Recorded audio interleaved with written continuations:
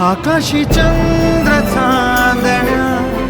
तोडून मी का आणल्या, मनाचा पाळणा करू बांधून घे जरा झुला, डोळ्यात तूच साजणी सुखाचा स्पर्श तू नामा, तुझ्या विना